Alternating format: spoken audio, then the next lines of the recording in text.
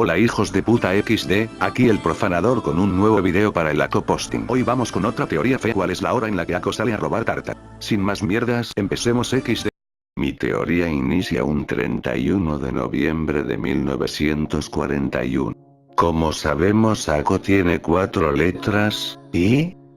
¿Qué figura tiene 4 lados? Así es, un cuadrado, y al dividir ese cuadrado por la mitad, sale la hipotenusa de un triángulo, ¿y cuántos lados tiene un triángulo?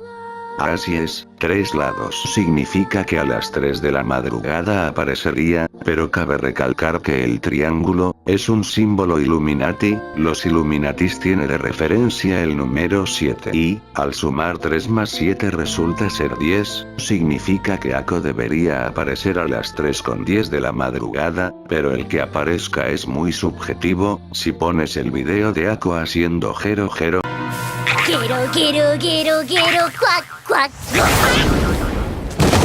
puede que a cualquier hora entre a tu casa. Pero, ¿sabes qué pasa cuando Ako entra a tu casa?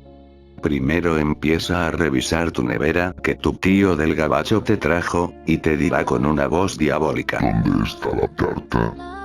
La concha de tu vieja. Tienes dos opciones: 1, decir que la tarta está en la nevera, o 2, dile que te perdone que no tienes tarta. Si dices la primera, se irá y te dirá gracias, te aprecio, pero si dices la segunda opción, te dirá no te perdono, te meterá en un genjutsu con el Sharingan que posee y te meterá en el Tsukiyomi infinito. En ese Tsukiyomi infinito verás esto por el resto de tu vida y no podrás más regresar a la realidad.